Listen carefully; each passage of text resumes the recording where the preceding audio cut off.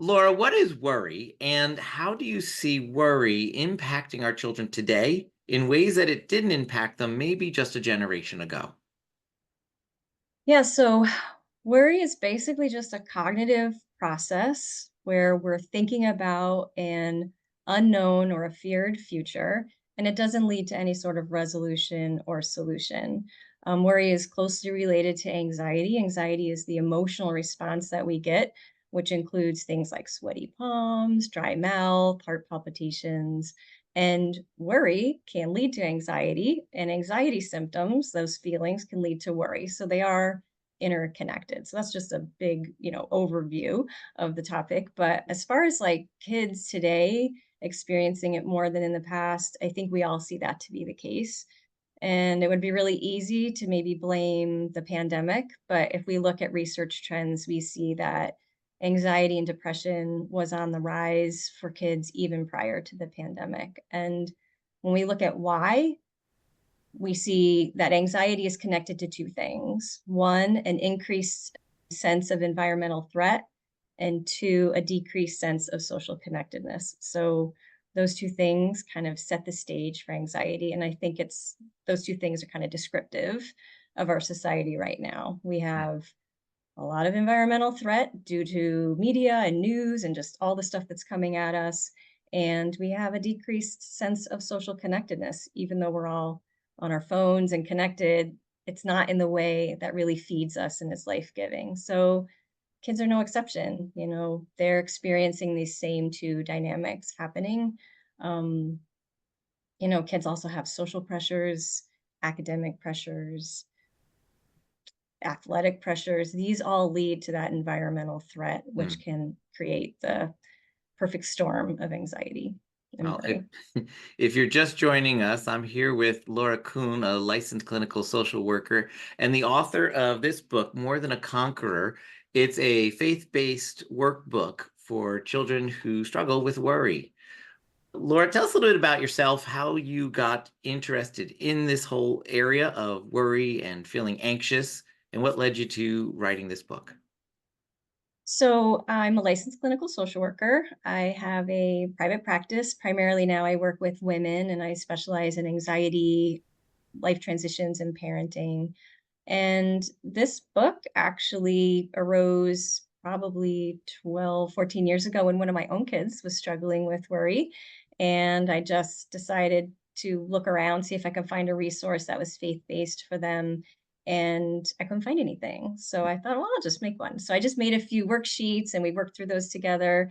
And as I was going through it, I thought, well, maybe some other people would benefit from this. So over time, I just sort of fleshed that out, and it got longer and longer. Mhm. And eventually it became a book, but I kind of put it on the shelf for a while because life happens. But then the pandemic hit, and I really felt the Lord was saying, yeah, now's the time Yeah. to get it out and start working on it. Yeah, I've seen myself an increase definitely, pre-pandemic, post-pandemic, everything with Yeah. with this emotion. We talk about a lot of times the big three: anger, worry, and sadness as kind of like the big three emotions you need to have a plan for. This Yeah. one really has risen to the top in a lot of ways in the last just 5, 10 years for sure. Yeah. Yep. Agreed. So if I'm a mom, if I'm a dad, and I have a child, and I'm like, yeah, my child worries a lot. What is happening inside my child's brain, inside their body? What's really going on inside? Because if I can get a better picture of what's going on inside, I might know how to help a little bit better outside. Yeah. Yeah, so our brains are very complex, and I think we're just sort of scratching the surface of our understanding of it. And with functional MRIs, we're able to look at the brain and kind of see what parts light up or are activated under certain circumstances.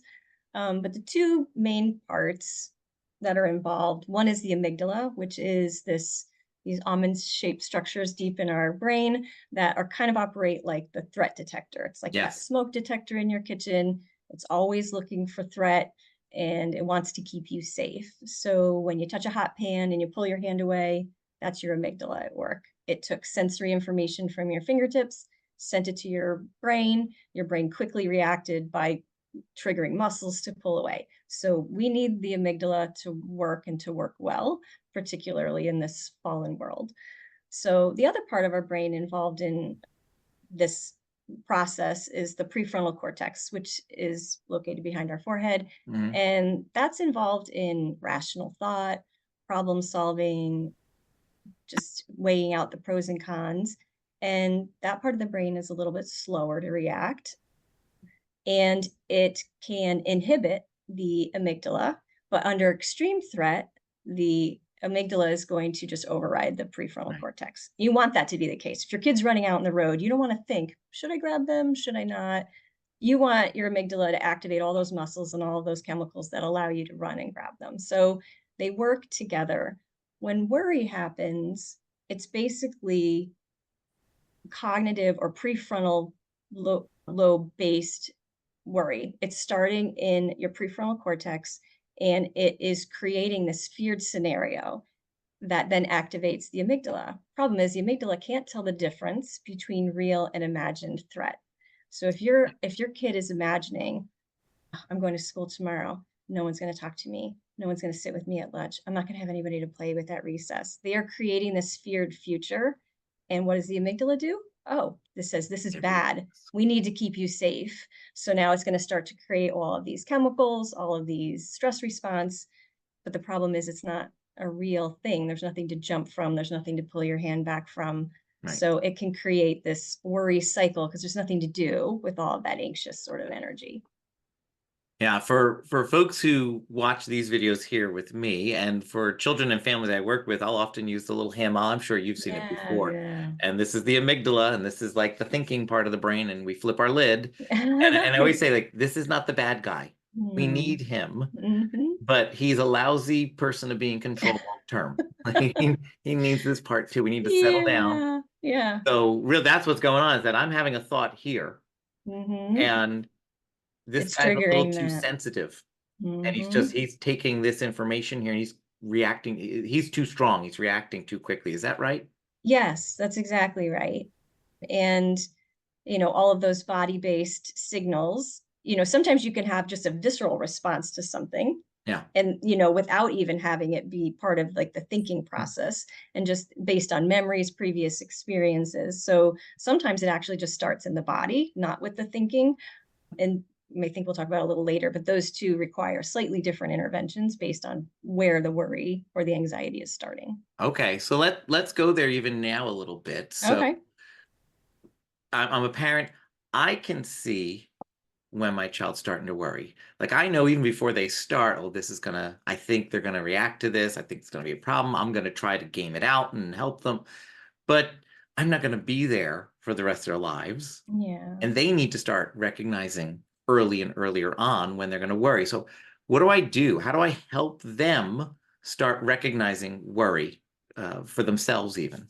Yeah. And I think understanding where it's coming from. So if the child is having more cognitively based worry, that would be more like a thinking struggle, like they're just kind of caught up in their thoughts. So helping them pay attention, what I call in the book worry weasels, which some kids may find kind of goofy, but there is some benefit for externalizing the worry process, because when kids say, I have something rather than I am something, it gives them a sense of agency and empowerment that they can do something about it. Instead of saying I'm anxious, they can say, "Oh, I'm battling the worry weasels right now." So teaching kids the strategies for what do those sound like? When do they show up? Like what do they want you to do? What do they want you to not do? And just start to train your kids and help your kids learn to listen to that Yeah. inner voice that is fueling that worry cycle. And then also teaching kids to tune into their body. Like, what is my body signals? What are they sending me right now? Is it, am I feeling it here? Or am I feeling it in my throat? Where am I feeling anxiety right now? And depending on where they feel it, then they can intervene more effectively. So cognitive based strategies would be things like, taking every thought captive. Let's examine it. Is this true? Mhm. Is this false? Is this helpful? Is this not helpful? Body based strategies would be things like breathing and exercise and maybe some deep pressure, whatever works for your child. So, I think you said something really important there about identity. and Yeah. not making this your identity of I'm anxious, I'm worried, Mm, but more I'm feeling this way because of a situation or because of something that might happen, yeah. and putting some separation there.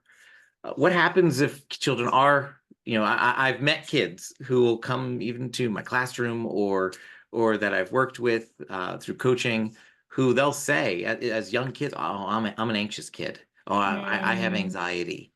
How do we mm, help them start seeing it not as an identity of who they are, but yeah. of something that's cognitive, something that is a struggle that they might have, but that they're still who they are? Yeah, I think what you just said is the perfect answer is to just help them identify this isn't who you are. Who you are is a child of God and precious in Hmm. his sight. And you have a struggle right now and normalizing it. I think when we can normalize the universalness, I guess, of worry and anxiety, that it's something we all experience in different degrees and helping kids see that as a normal process. And maybe even modeling it a little bit as a parent and saying, I have this interview tomorrow, or I have this, job, this project due at work. I'm really nervous about it. And just sharing that that's a normal experience. This is what people go through when there's the unknown and the unpredictable. And Okay, so it's not so much saying to your child, stop worrying. It's mm, about helping them see you're replacing their identity with the correct identity of you're a child of God, you're yes, all those things in scripture. It's not, yes, not just like, hey, stop. It's no, here's where you right, start. Here's really where right, you are. yes, And yeah, the idea of, for some parents, I think it might be tricky or a novel to share a worry they have too. mm, But I can model, obviously I'm going to share only developmentally appropriate worries I might have, but correct, I can model how I do it, which yeah. then provides them could we say that's basically like discipling my kid like I'm called to do? Yes, absolutely. And again, it just normalizes this very common human experience and takes the shame away from it.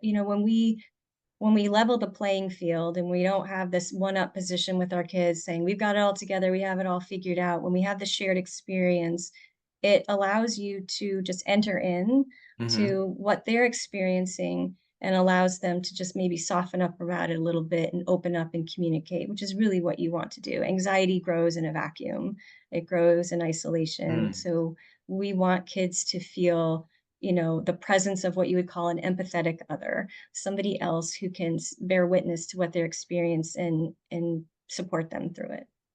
I was talking with a parent recently who has a kid just like this, who's struggling with worry. And I told them kind of what you're saying here about an empathetic parent, that Mm, it's important to not say, stop, you shouldn't worry about that. Stop worrying about that. That's yeah, nothing. No, we're going there tomorrow. You don't need to worry, because that is about as effective as your spouse or best friend doing it to you. It doesn't go well for them. right, But instead, right. just saying, like, huh, you're really worried about X. Mm, Tell me more, or tell me about yes, that. Like, yes. that sounds like that's going to be more effective, because I'm not saying my child's right in worrying. I'm just acknowledging that they are feeling that way. Right, right, absolutely. And, I think as a piggyback to that, I think it's important for parents to understand that, there's something called temperament. And we all come kind of, we're knit together in our mother's womb. Like we Hmm. are all wired a certain way by God with unique giftings and tendencies and traits. And so there are about 9 agreed upon temperament traits, and some of those can predispose kids to having more of an anxious or worry presentation. And these are things like high sensitivity, low level of adaptability, greater inhibition. And no amount of parenting is going to kind of undo that. This is who they are. At least you could, I mean, without some sort of negative consequence, really. Right. So helping parents understand this is how God has wired your child. They may be Mm. more prone to anxiety or worry, but often those kids are very, very empathetic, very sensitive, very gentle, very caring. And so there's two sides to every coin, but just really helping parents understand and really be able to accept their child where they're at, I think is a long way. That's wonderful. I'll tell parents all the time, your kid who's demanding, who's bossy, who doesn't accept its limits, that kid is wired for leadership, Mm, but they're applying those skills the wrong right, way. They need to learn right, contentment right. and but what they're seeing is the wrong expression of a positive trait. And it sounds like what you're saying is the same thing here. Like the child who's struggling with worry actually can be very kind, sensitive, caring. Boy, do we need more of those people in Jesus's kingdom, Yes, yes. because they're the ones who are going to express Jesus's kingdom in real felt ways to a Mm, starving world. We just need to absolutely. help them transfer it that way. Hmm. That's Absolutely. wonderful. So tell me about, you're going to get this criticism. I'm sure you've heard this before. I know I've heard it at times too, where a well-meaning Christian hears you talking about worry and hears you giving this type of talk to parents to help their children. And they say, then you're just wrong. Worry's a sin. You're not showing you have enough faith. Yeah. Where's your trust? I can do all things through Christ who strengthens me. This is a sin issue, and your kid needs to get over this. Mm, Okay, help. Because if I hear that as a parent, that's really deflating. And I'm yeah. worried I'm going to raise my kid to not love Jesus or anything. Like, help me with that. Yeah, and it breaks my heart a little bit that this still is out there, and I know it is, and I know people struggle with it, and Yeah. it likely comes from a really, you know, place in their heart. They want to follow Christ, they want to follow him well. But I would challenge that and say, if we look at neurobiology, we know that God has designed our brains in such a way, like we talked about, to keep us safe. Worry is just sort of like an off track of that function of keeping us safe, an overactive function of that. But then I also think if we look at scripture, we see that it's just not true, that it's not a sin. If we look at Jesus in the Garden of Gethsemane, we Mm, see a man fraught with anguish. One of the accounts says that his sweat was like drops of blood. If yeah. that is not a threat response, then I don't know what was. He had a perfect image. It wasn't a feared future, it was a known future for him Hmm. of what he was going to face on that cross.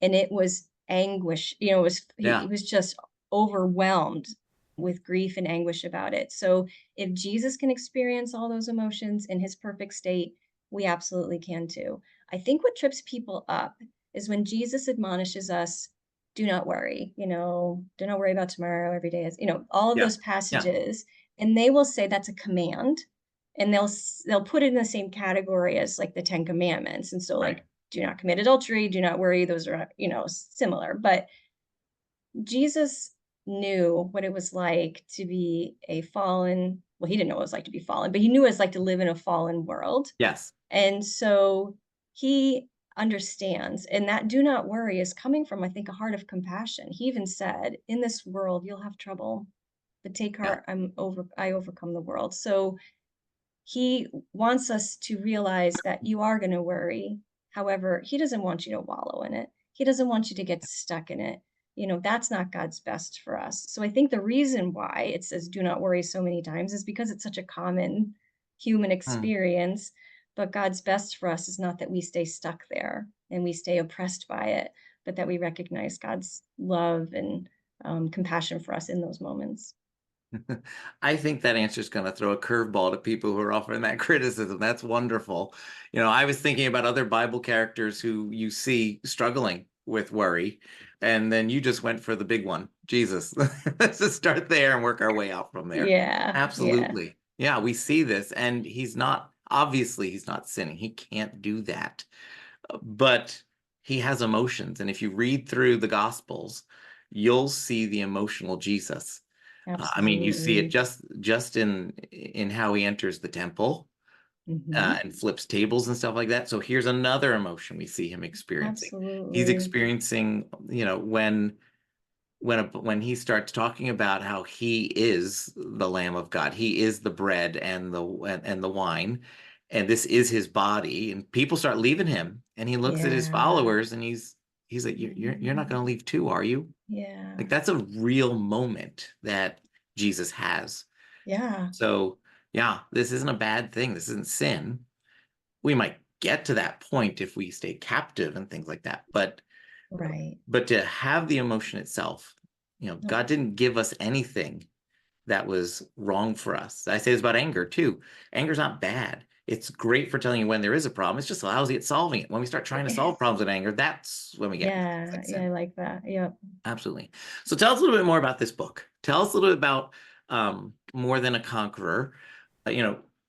You talked a little about what led you to write the book. So here it is. I've got my copy. I've read through this. It's fantastic. I'm going to brag Thank about it you. later on, but a little bit about how's it structured maybe? How do you expect families to use it? Okay, yeah, so the intention behind it is for it to be used collaboratively, a child with a parent and or a caregiver, whoever, is a significant person in their life. And there is maybe a tendency, especially if you're on the older age of the age range, to just maybe hand the book to the kid and say, here, Mhm. just do it on your own. But it's really intended to be a collaborative process. And that's because, like I said before, anxiety grows in a vacuum. And when we shine light on it and we bring it into the light, God has the ability to kind of like heal that.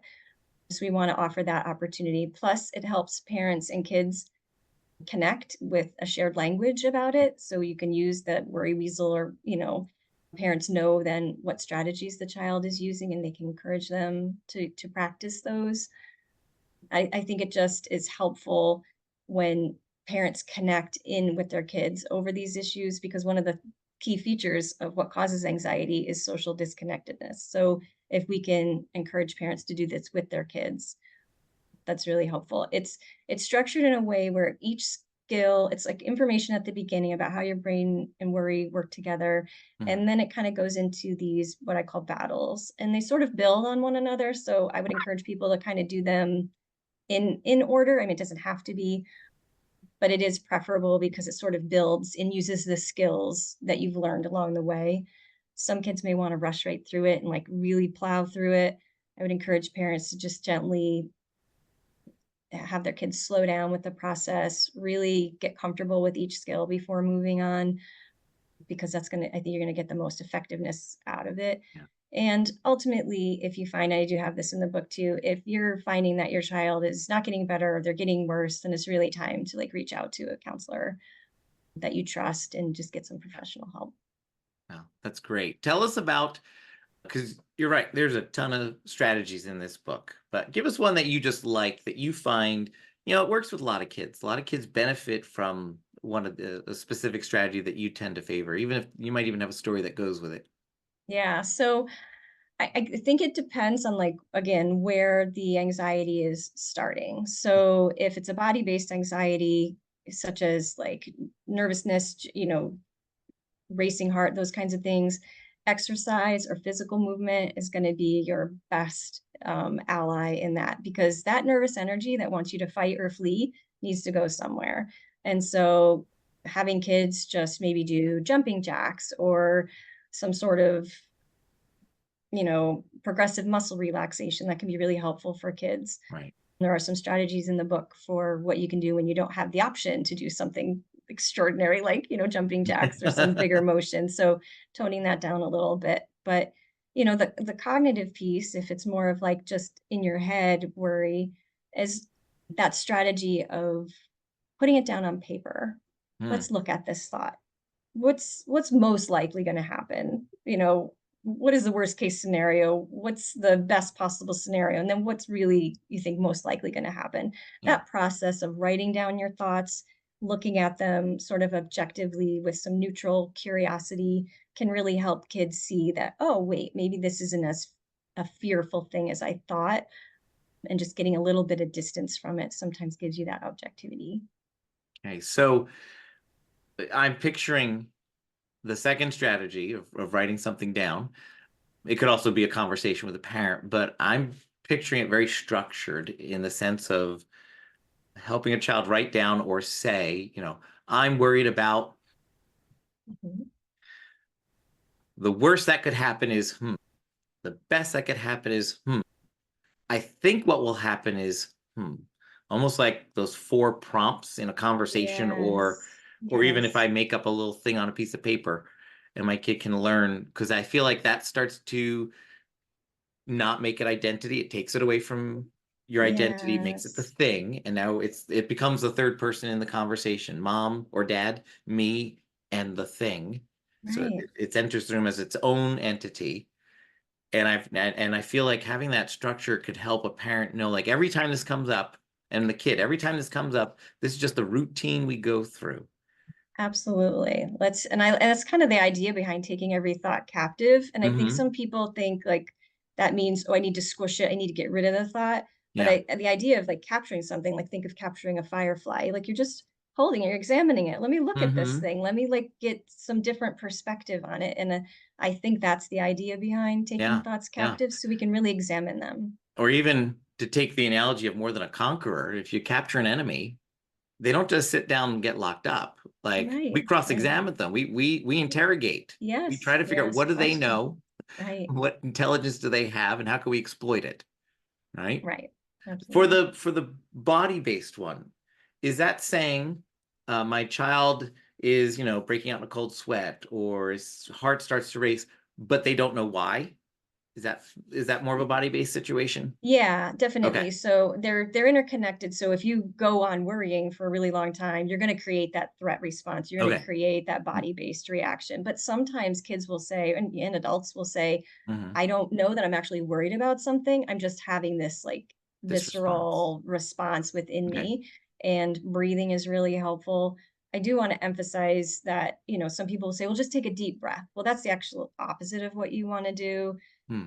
A deep breath activates your nervous system in a way that's not calming. So even if you were Okay. just to like pay attention to your heart rate as you breathe in and out, it'll increase as you breathe in and it will slow down as you exhale. So emphasizing that exhale sometimes is a good first strategy to help kids calm down. But if you say take a deep breath, they're like, I don't like that feeling. Well, it's because it's actually They revving shouldn't. things up, right? Okay. So it's not take a deep breath. It's take some breaths. Take Or just a gentle breath, I would gentle say, breath. like a gentle inhale, or sometimes for kids, you just start with the exhale. If they're really like hyperventilating, you could just say, Push that feeling out.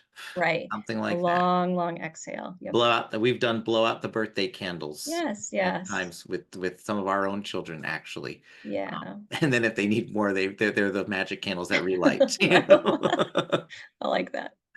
All right, that helps a lot. What about, we've got parents who this is a struggle with for them too. I've talked to parents who are like, BJ, I don't know if I could do this. I worry as much as she does Mm, or he does. yeah. What do we have any counsel for them to help the parent who themselves is struggling with worry to also be able to help their kid? Yeah, so I think that whole analogy of the airplane thing, put your mask on before you can, like, before you Yeah. give it to your kid. I think that kind of applies here. It's really important for parents to understand, how their own nervous system is wired, and maybe they need to do a little work on their own, see a counselor or just do a little introspection, or there's lots of resources now available for Yeah. people, so just seeking those out, godly counsel, and just working through some of those things and start practicing these skills on their own. And honestly, you don't have to have it all figured out before you work on it with your kid. You can do it along with them. That shared experience is a Yeah. great thing. So you know what, I worry too, I'm going to practice this too, and I'm going to write my feelings down. I'm going to sit with my worry appointment today, or whatever skill they decide to use, and just having that be sort of a shared experience. And then you can Yeah. check up on each other. How are Let's you do doing this today with this? together. Yeah. Yeah, Let's do this right, together. We're a team. And right, now it's not, I'm trying to fix you or anything like that, kid. This is normal. This is natural. Even grown-ups struggle with this, and I'm going to help you. So actually, that parent may have a leg up on some of us in some ways because they can identify and really connect connect in a with different them. way. Yeah. I have recommended this book to families I work with, and I've had a couple of them come back and tell me, like, BJ, I think I needed this book. Like, it's not a kid book in the sense of Right. it's got a bunch of little cartoon characters running around and it rhymes every second verse or something. Like, there's depth in here. It's approachable for children, but there's depth in here that adults that I've personally worked with are walking away going, wow, I needed to hear that chapter. That's a strategy I could use. Like, and that's what I love is that You're not teaching children strategies that only work when you're 5 years old or when you're 10 years old. You're teaching Right. life strategies Yes. that are going to look a little different when you're 5 than when you're not blowing birthday candles out when you're 35 years old. But the breath idea, the breathing, that can Yes. work for life. Yes. And that's what's in Absolutely. there too. You mentioned practicing strategies. Hmm. Talk about the whole concept of practicing strategies to be ready for when worry Yeah. strikes versus just kind of learning these and then hoping they work later on. Yeah, I think that's so important to point out because, a emotional brain is not a rational brain, as any parent who's trying to like reason with a kid who's having a meltdown or a Yeah. temper tantrum will attest to. So we need to help kids build skills and develop this sort of like mental health muscle memory, so to speak, outside of the more intense situations. And then they'll have access to it, more likely to have access to it when it's needed. So that looks like things like role play, practicing, or even just having an, if a kid doesn't want to, engage with that, just having an anticipatory conversation. This is coming up. How do Mm, you think you're going to feel? What strategy do you think you'll use? And how do you think that will go? And like just helping them plan out. And then let's practice that right now. Okay, say you're going to use, a self bear hug. Let's practice that right now. And creating cue words with your kids. So that way you can just have something quick that will cue them in to use a particular skill in the moment. But yeah. yes, I agree. It's really important for you to practice these strategies outside of the moment because, when emotions are high, cognition is low. Yep. And so you have to, work in the opposite direction when the Yeah. Yeah. cognition is high. Yeah. In the moment is the final exam, right? Like Yes, it's not the time to right. practice. It's time to Exactly. Or put to into try and practice what teach we did. something new. Yeah. Like your kid's not going to be able to learn something new in a Yeah. highly You're distressing you're making me situation. think about just the idea when you were talking about also like previewing and talking with the kid, like, hey, we're about to, we're headed over to grandma's, we're gonna go to the store, whatever the thing is. How do you think Yeah. you're gonna feel? What could you do if you start to feel that way? That's a different conversation than I think a lot of parents are having with their children. A lot of parents, I feel like, are often avoiding those situations at times completely, Yeah. Right. or they're worried about the possibility of worry coming out and they're trying all these other things. And it made me think about driving and seeing detour signs in construction. And for some of us, like my wife, no big deal. Like she's an excellent driver, much better than me. And she can't get lost. The woman has no ability to be lost and find her way out of anything. So, detour, okay, No big deal. that's fine. That's not the case with me. There's a detour sign. In the age before we all had phones and GPSs just built right in, that was the time to worry a little bit because I didn't know Yeah. where I was. Where I, am I could get I? from my house to point A, my house to point B, but don't call me at point A and tell me to go pick something up at point B. I got to come home. Like I can't do that on Have my to own. retrace and go Put a back. detour in there, Mm, forget it. But how you respond to those detours is going to dynamically change how well you're going to drive, how everybody else in the car is going to feel. So it's yes. almost like what you're saying there is like respond to situations a little bit more like BJ's wife it would in a detour. Just It, talk to your kid beforehand and be honest. And this is not a big thing. right. It's a challenge, and we do this. And let's face it together, Yeah. like let's approach it together as teammates. And just to circle back to what you touched on, that avoidance piece, I think it's really tempting to avoid the thing that distresses our kid because we don't want them to be anxious or Yeah. distressed. But anxiety feeds on avoidance. That's actually the fuel that keeps it going because you've just Mm. communicated to your brain that that was scary. Ooh, good close call. You almost did that thing that was bad or scary. Good Mm-hmm. job. You avoided it. Now you feel better and that sense of release. But all it does is then just It's ensure feeding that it you, long term. yeah. Yeah. So we need to So almost go through these in appropriate ways, like not all at once, little bit at a right. time, and build up those muscles Yes. to handle Yeah. it in bigger Yep. doses. And the last battle in the book is about that, about really facing your fear head on and having a strategy of how you can do Wow. that in a really incremental and, safe way for kids. So I'm going to put the links to your website to where you can get this book and things like that. But can you tell for folks who want to follow up more with you and just follow you, where can they find you? Okay, so for if people want to follow me for content, I have a website that I write about 1 or 2 articles a month on. It's called Cornerstones for Parents, and it's a blend of parenting, mental health, God's word, just kind of all the stuff that I'm really passionate about. So they can sign up and follow me for a newsletter. I send out once a month at the end of the month, no more. And then sporadically we'll post on Instagram and Facebook at Cornerstones for Parents. All right. And those links will be down in the description down below. And I'll also put a link to where you can get the More Than a Conqueror book.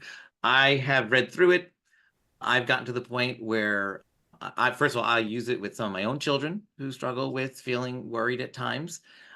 And I have used it with families that I work with. You should go get a copy of this book. Whether you struggle with it, your child struggles with worry, or to be honest, you're going to know somebody at some point because this is such a big thing. And to be honest, Jesus's people should have a response for this. Yeah. And so even if you're like, my kid doesn't struggle with it, I don't struggle with it, do it for yourself so you have a response for your neighbor, for your Mhm. friend, for your colleague who struggles or has a child who struggles with it. It's a kingdom building resource here as well. Mhm. So go ahead and grab the book in the link down below. I have a free resource down there also that would complement this very well, but I think you should go get the book first and read through that also. Thanks so much for watching, and I'll see you real soon. Bye, everyone.